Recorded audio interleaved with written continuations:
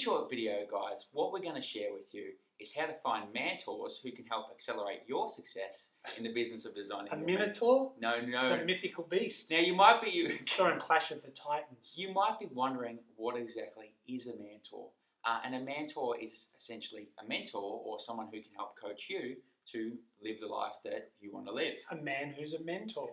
Not to say that you only get mentored by men. That's true. So how are you going to find mentors who are going to help you create your version of a Mantastic life? And what we've done is we've put together 5 simple tips that's going to help you 5 tips attract the mentors into your life. So tip number 1 is to demonstrate that you're a student to the mentor, and that means that to them or of them? Of them, yes. Student of them. You've done your homework. You've done your homework. You've done the research.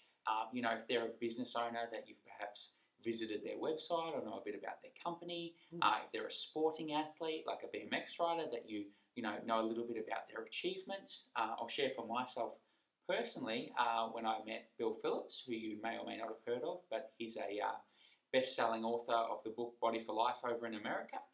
Went over and attended one of his camps. I've done a lot of the research, reading his books, looking at his websites, watching the YouTube interviews. And why? Because to have him as part of my circle of influence is very valuable. So obviously when I sit down and chat with him, I want to make sure I'm up to speed. Yeah, up to speed, and you've shown that you're a student of them. So do your homework, do your research about the individual that you're going to be spending time with that you'd like, because that shows respect. Point number 2 is offer to pay for an hour of their time. They may decline it, but it's a worthwhile investment anyway, because you can imagine what a successful entrepreneur, a business person, someone who's great with health, maybe like I could use a specific example I use of my dietitian, who's a friend of mine, that then I offered to take them out for lunch and ask them great questions and take lots of notes. So offer to pay for an hour of their time, because that's a service that they can do, and their time's obviously very valuable being successful. So whoever it may be that you want to learn from, show the respect by doing the research, doing the homework, but also showing that you value their time as well.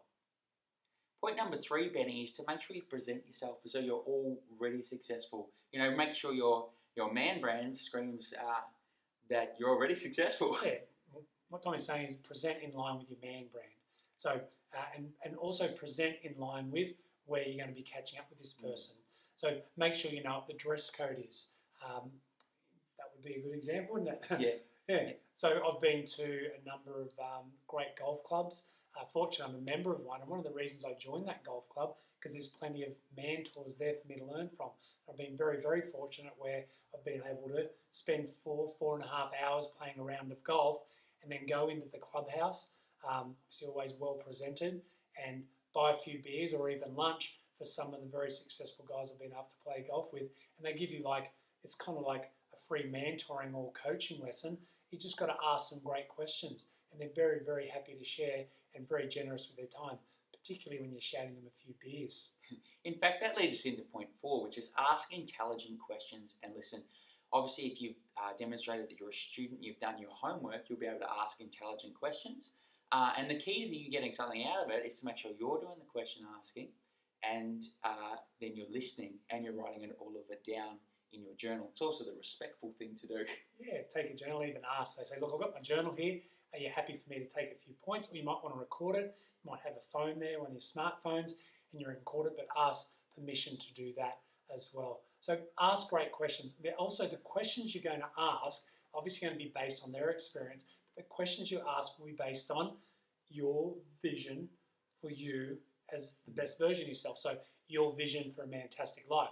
So the questions you ask will be about acquiring information that you may find that's missing for you to achieve your wealth creation goals or your personal development or professional skill goals. They might be a great salesperson, so you take them out and ask them questions on how to deal with objections.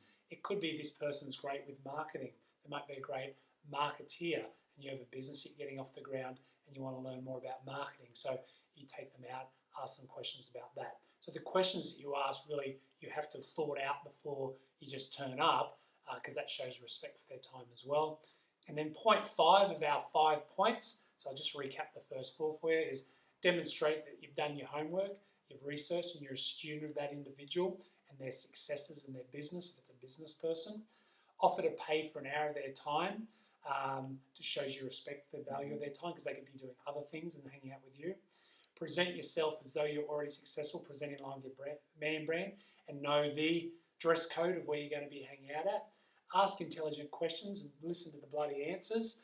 And obviously, as Tommy mentioned, take your journal. Yeah, and journal and record and ask permission, of course, to do that. And then finally, our fifth step is follow up with a thank you note. Yeah, that's right, Benny. And a phone call, and letter. And an action plan of what you're going to do, because what that shows is that you're not a waste of time, or you're not there to be pumped up. It's that you're actually going to do some stuff. Yeah. And it's probably going to increase your chance of being invited back for another mentoring session. Yeah. And for example, by doing that, and what we mean by sharing your action plan would be saying, thank you so much for your time. And a handwritten note is more powerful than an email. A phone call is great as well. Say, look, really appreciate it. Love you, and I really respect your time and what you shared. These are the top 5 points that I took from our chat, and jot them down. And then this is what I'm going to do with it, and this is when I'm going to do it by. I look forward to catching up again. I love the opportunity. And then obviously you can keep them posted as to the results you're achieving by implementing what they shared with you. Make sure you've done it by the next time you catch up. Yes, otherwise you may receive a beating, which is not fantastic. Have a fantastic day, and find some mentors who are going to help you achieve your version Hunt of a them Mantastic down, life. hunt them down. Mantastic.